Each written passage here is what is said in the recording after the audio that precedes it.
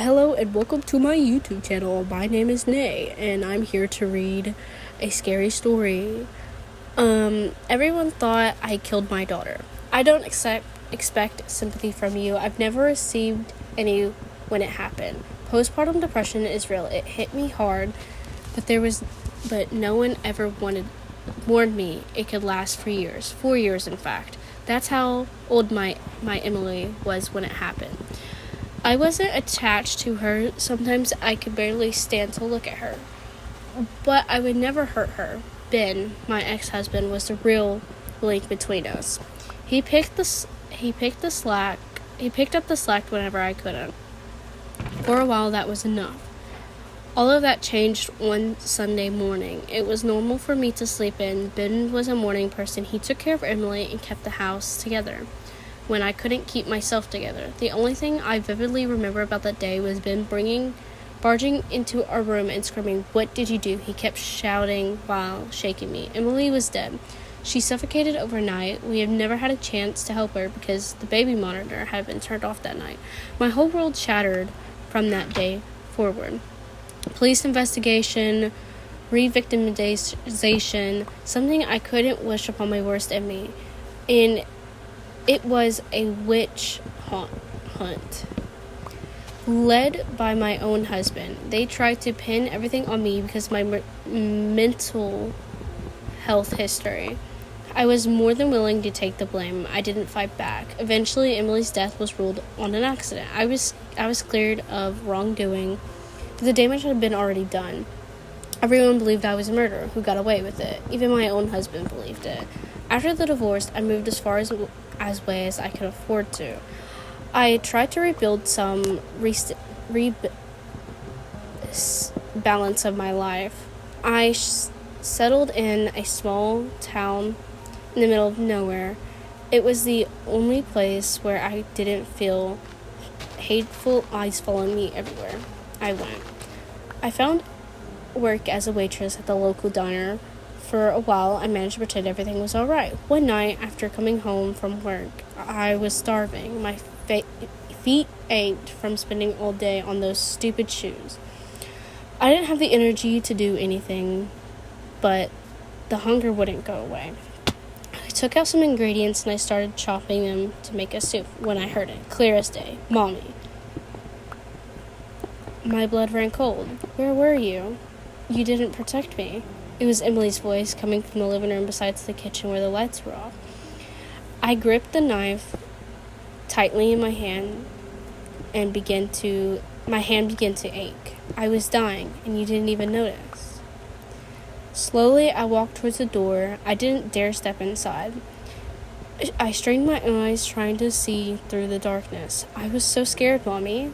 It was dark. I don't even know where I am. The knife dropped when I saw it. I can only make out part of it, but it was big. It was too big, too wrong. It wasn't Emily. Mommy, save me. I ran out of the house and jumped into my car and drove until the tank ran dry.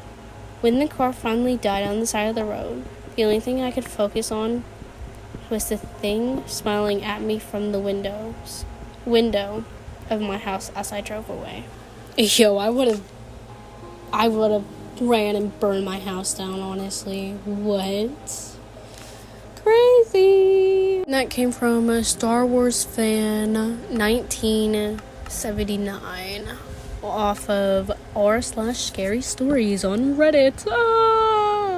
Someone keeps texting me from my dead mom's phone number. I can't explain to you how hard this last year has been. Losing my mom felt like the world ending, but I've made my grief 10 times worse. But what made my grief 10 times worse were the last messages she sent me before tragically passing. I was at work. I wasn't allowed to be on my phone. I thought I still had more time with her, and I respond as soon as I got off. Unfortunately, she was in an accident while I was at work. The police told me she had ran a red light, but it didn't just feel right to me. She was more alert than that. She was smarter than that. I didn't want to believe it. I looked over her messages while I wept at the side of her hospital bed. "Just thinking about you. I hope you're having a good day at work. I'm getting groceries. Do you need anything? Love you. I cried harder than I ever cried in my life. I couldn't breathe. I begged for her to wake up. I begged for her to be okay, but I knew she wouldn't be. She was mangled. Her face was bruised and swollen. Her arms and legs were broken. Seeing her in that state made me nauseous, but I had to leave the room multiple times to vomit. She passed a few hours later. In that weeks that followed, I couldn't sleep. I couldn't eat. Even going to the bathroom became a chore. I locked myself away in my room and I stared at the ceiling for days on end, in complete darkness. I thought when I was a kid how close we used to be.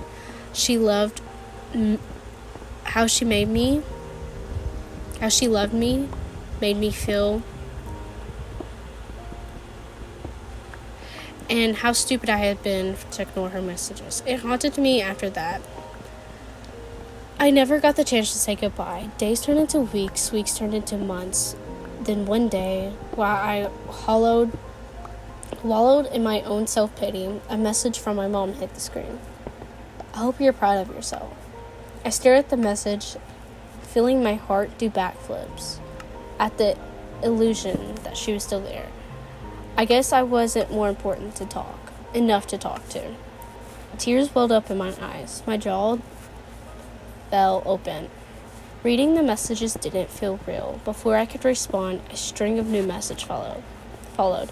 You never loved me. You never spent time with me. Remembered all those times I asked you to come see me? Anger and grief fused together. I typed out a message. Who are you?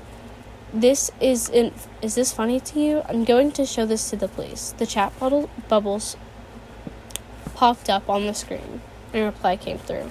You're gonna burn in hell. You should be ashamed of yourself. After everything I sacrificed. It pained me as much to do. I blocked the number. I collapsed on the bed, absolutely reeling.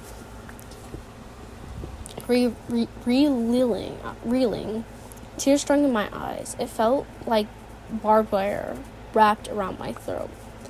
I was so angry. I couldn't do anything about this. Sick prankster.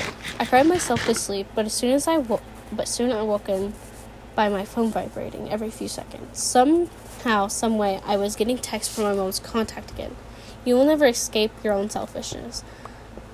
This is what you are. A selfish, uncaring, deviant little boy who's going to rot in hell for eternity. I deleted the number at least 10 times now, but it keeps coming back.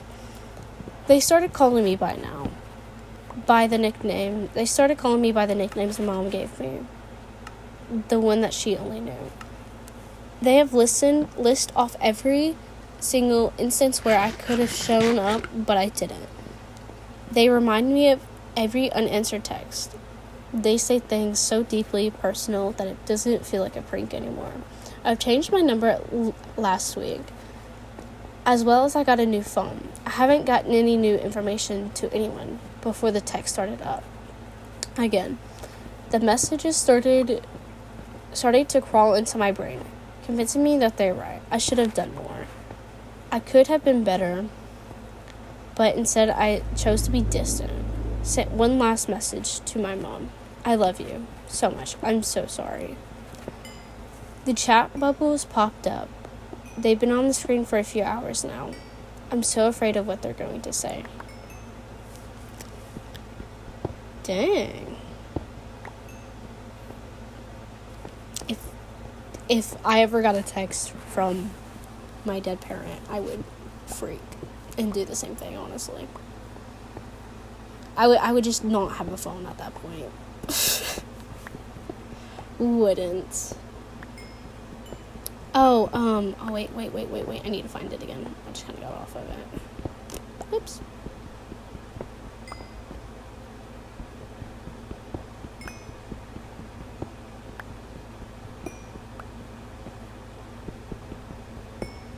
That was from...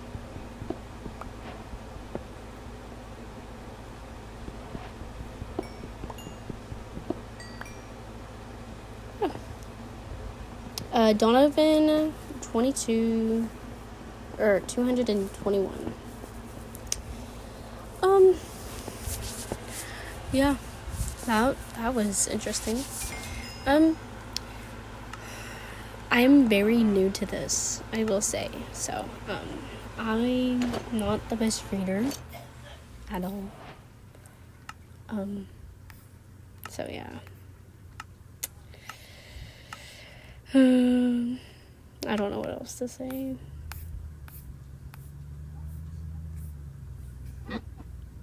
But yeah.